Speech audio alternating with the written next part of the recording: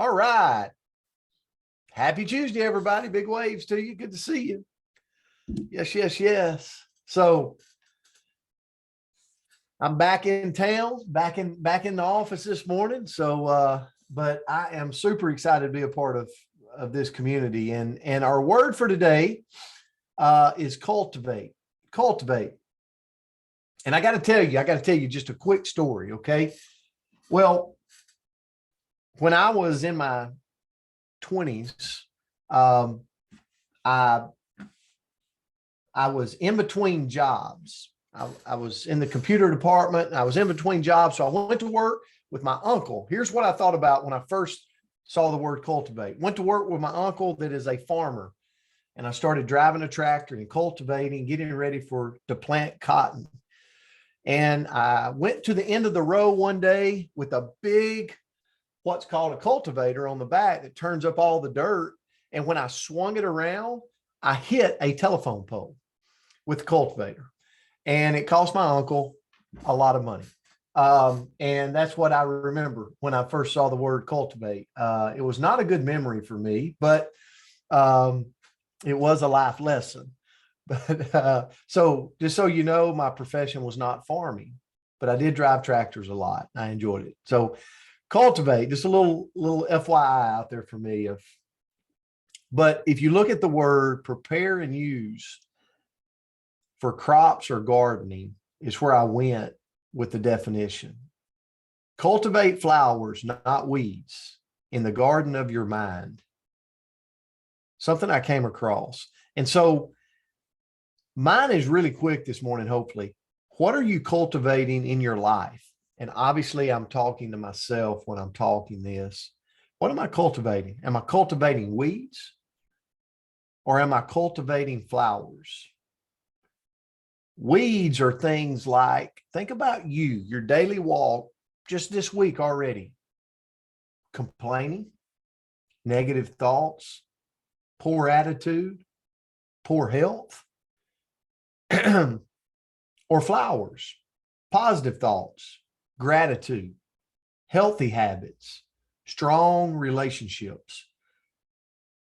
Here's what we've got to have to cultivate flowers. I think there's not anybody on here that's like, would say, I want to cultivate weeds. I think we'd all say, I want to cultivate flowers for myself. So how do we do that? Well, we got to have the right tools. Just like if we were gardening, we got to have the right tools. Number one, we got to have space to grow. Is your environment conducive to growth? What I mean by that, who are you surrounding yourself with? I've had people in my life that I needed to work with, but they were so stinking negative that they really planted a lot of weeds in my mind. Who are you surrounding yourself with? Number two, seeds. You got to have seeds. Positive input. That's what it is for us. What positive are we planting in our mind right now? Number three, proper soil. What does that stand for? Nutrition. Like we got to feed our engine the right thing. And man, when I don't, and I don't a lot, when I don't, I'm off track. I'm all over the place. Weeds start growing up in me.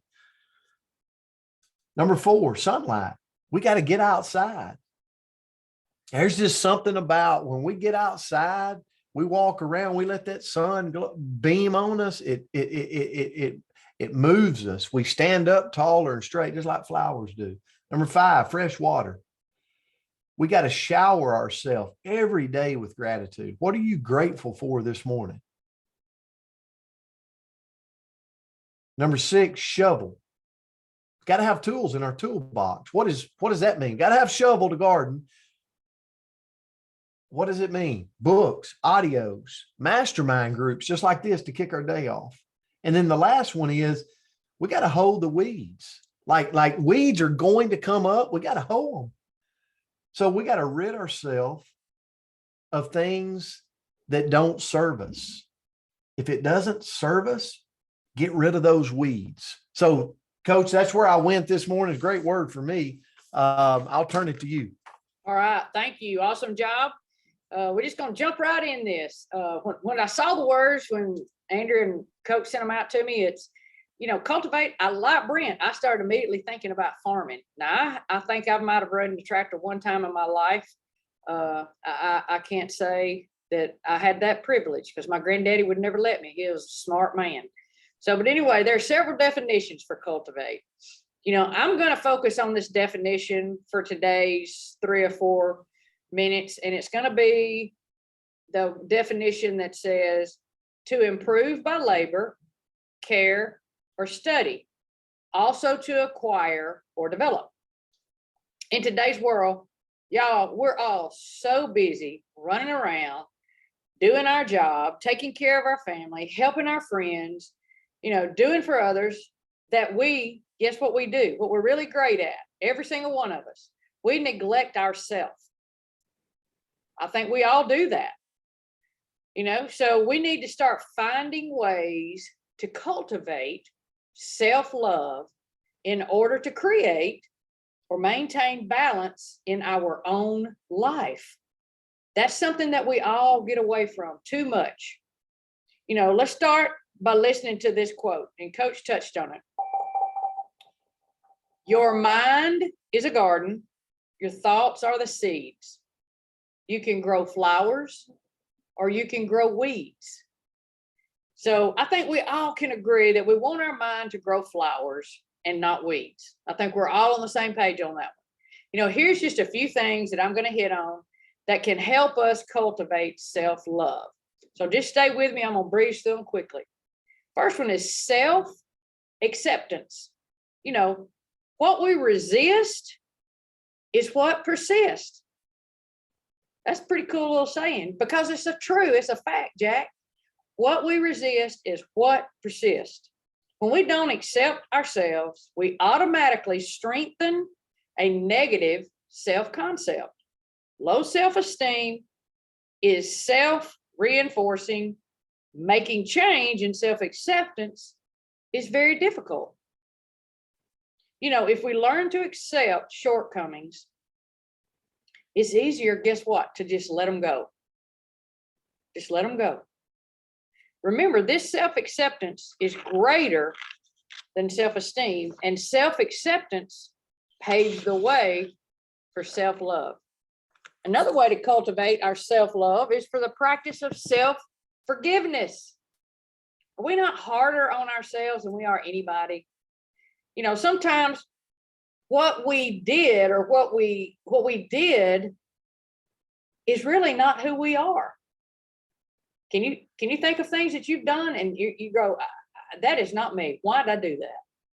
Well, if we stay in self-blame, this is and will become very harmful.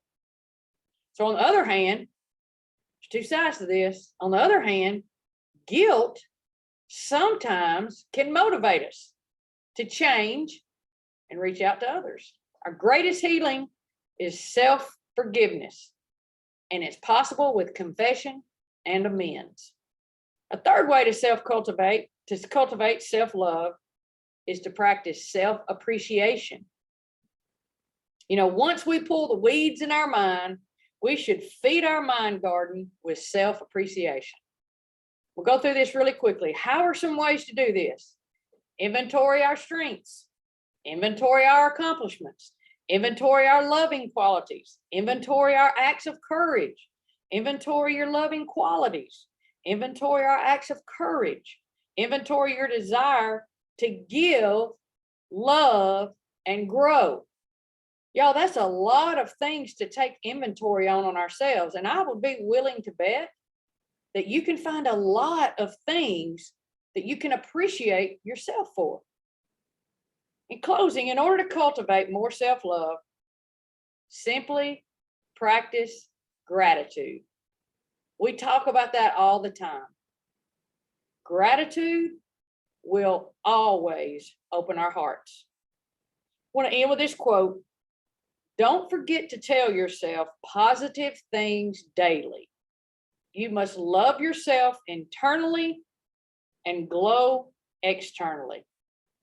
So today, go out and cultivate your self-love because it's A-OK.